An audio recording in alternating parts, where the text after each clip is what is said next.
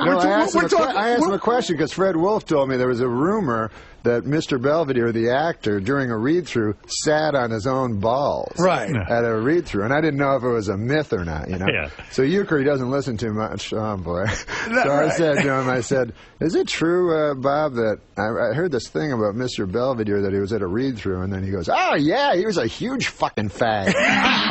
I said, I remember you from Mr. Belvedere. And he goes, that guy was fucking riding up the Hershey Highway. Nice fucking guy, though. And then we golf with him, Howard. We're golfing with him. And again, it's a guy you see on TV. Right. And like, there's two women in front of us with two guys. Right. And he's like, what the fuck are these guys doing? And he starts screaming. He goes, start moving. What is that, a gang fuck up there?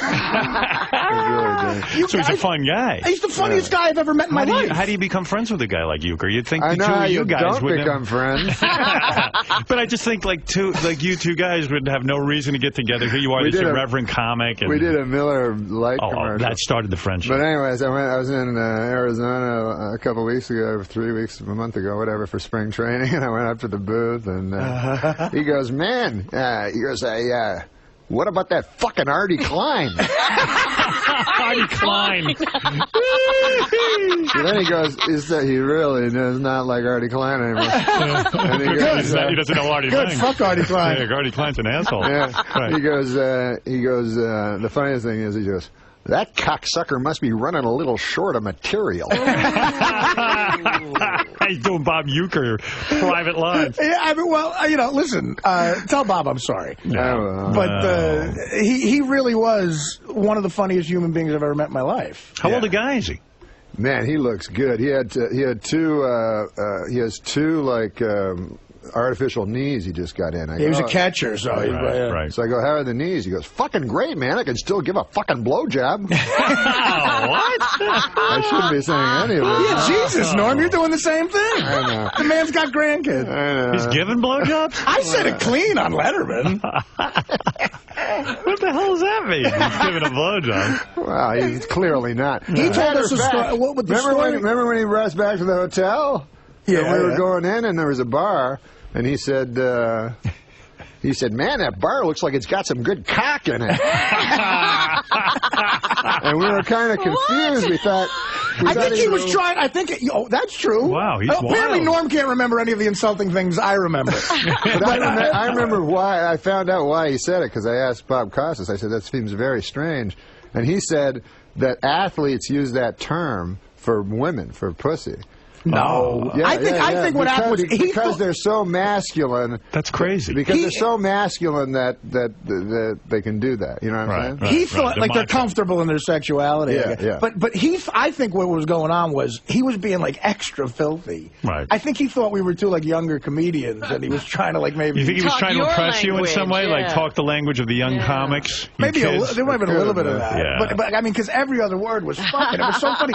He told us some of the most amazing stories about old baseball guys. Right. That what did he played a Billy trick? Martin. He played the bag's on you. He played a trick on Don Drysdale, this old pitcher. Yeah, I don't know. I know Don Drysdale. Everybody knows Don Yeah, you know what? Drysdale. As a matter of fact, I can't even tell that story. Tell that story. don't tell It, Wow. it involves Frank Sinatra and a kidnapping.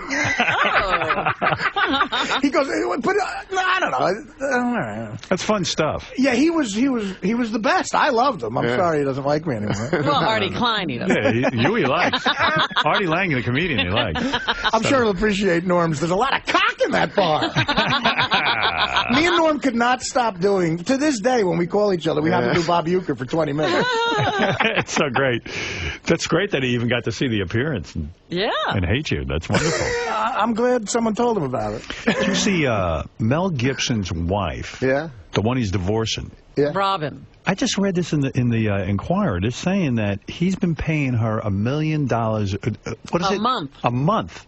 To keep her mouth shut, that they were separated because he was afraid the Catholic Church would excommunicate him if he found out he was getting a divorce. Like it was that, he's a real religious freak. Yeah. So he started giving her $1 million a month. He's already paid her $130 million. This is not even about the divorce, just to keep quiet.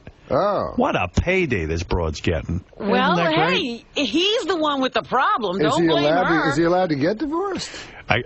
Well, that's what he's trying to do. That's what he's trying to get. Yeah, he's paying her off to try to figure out. He's buying time to figure out how to do it without getting excommunicated. But apparently she got upset. That was the thing you can't understand. She got upset because he had a girlfriend moving in with him, and they were doing it in the house. Hey, Mark, you're on the air. You're here with the great Norm Macdonald tonight through Sunday at Caroline's on Broadway in Manhattan. For tickets, go to carolines.com. I got to see Norm the last time. It's a lot of fun. Oh, thanks for coming. That was nice. That was great. We had a great time. Every time he comes here, I'm leaving town. Well, what? Because you're up to something you ain't sharing with us. Robin's got a good travel agent.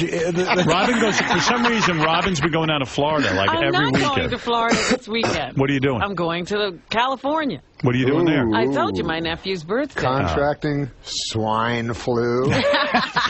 Are you nervous because you are living in California? Yeah, swine flu out there? What is it? People are afraid of Mexicans? And yes. They've always been afraid of Mexicans. I mean, yeah, right. Are you extra afraid of Mexicans now? Norm, did you ever hear, the guy Daniel Carver we have on the show, the Ku Klux thing? Did you ever hear what he said about Mexicans? That's terrible. He said someday the Mexicans are going to outnumber the humans. Do you, how are you avoiding Mexican people? I see a lot of guys with masks on the airplane. It's not a good look, is that right? People are wearing masks on the airplane? Oh, yeah, I have no idea why. Oh, what are you doing over there? What's going on? I did that as a joke. Okay. When me and Norm were rehearsing, we had to rehearse the film Dirty Work. I don't know why, but we did. And so I just met him, and I play like his best friend. So we're in the Four Seasons in Toronto. And the chick in the movie is doing her dialogue with Norm, and she's got to be charmed by him and everything. Right. And Saget is walking us all through the scenes. He's the director. Right, and we're walking through, and Norm and the girl are trying to have charming conversation. And right in the middle of the girl saying, "You're cute," Norm hawks a loogie and spits it on the wall of the Four Seasons Hotel, like banquet room, and the thing starts dripping down. The girl was mortified. It's cultural. Do you? I'm Canadian. You have anger in you, don't you? Anger? I mean, no. That's an angry thing to do. Oh, no, it's just an expectorant. Yeah. There was a girl who had some sort of... Do you know about this girl? She's mad at you. She was on the Greg Fitzsimmons show. Did you hear anything about this? I know Greg Fitzsimmons. Yeah, Greg does a show for us, and Greg was interviewing some girl, and she was going off. I know who it is. What's the girl's name? Me and Norm have worked with her before. That's why he's going to laugh when I say the name. Laura Keitling. Hates your guts. Did you know she hates you? No. Oh, my God. Do you want to hear the clip? Sure. All right, hold on. Wait, I was going to take a phone call for you, but... I got to play this for you. I think I know her. She's a writer? She's a stand-up. Yeah, stand-up and a writer. Where is that clip? I don't even know. Gary Pt.2, first column in yellow. When Dirty Work came out, Comedy Central had a show called Canned Ham. It promoted movies, and me and Norm did it. Oh, she hosted. And she was the host. You like her, right? But she seemed fine. You have no problem with her. She was on SNL, too. Listen to the comment on this, if you will. By the way, can I interrupt your old friend, Norm Macdonald? Did you guys write together on... He's not a friend of mine. Roseanne, right? Well, I was just using it loosely. Now, you had a reaction just now to Norm Macdonald. Not a friend, not a fan. You worked with him, though. At Saturday Night Live. Roseanne. No, I missed him at Roseanne. Well, I came in, and he was supposed to be the my guide through SNL, and it turned out that he is a shit stirrer. He was busy pissing in a bucket in front of people. Well, no, he loves to, pit people against each other. He used to find articles where somebody said one thing, and then he'd stand in the doorway and laugh. He'd find an article where Janine said something about Adam, and just create all this havoc. So it's funny that you said that, because he's probably one of the few people I really don't like. Yeah. Norm is someone who really sticks out. Well, to you. because it was such a kind of a vulnerable time, being because it was the first time I'd ever done live TV and stuff, and he really, and for all of us, really kind of made it difficult. Wow. I've never heard that about. Everyone loves Norm Macdonald. I barely remember Laura from the show, except for her hit characters, obviously. I don't even know who she is. But she's very talented. She makes Morweena Banks look like Gilda Radner. But no. But I do remember that specific thing she's talking about, because Janine used to go to the press and badmouth the show. Janine Garofalo. Janine Garofalo used to badmouth the show. Shows on the press. So I go, hey, Adam, what the fuck is this? Like Janine saying your shit and stuff like that. And what's so wrong that's creating conflict. I think you probably upset you. I mean, here you are a cast member. I don't think that's me creating conflict. That's Janine creating conflict. Also,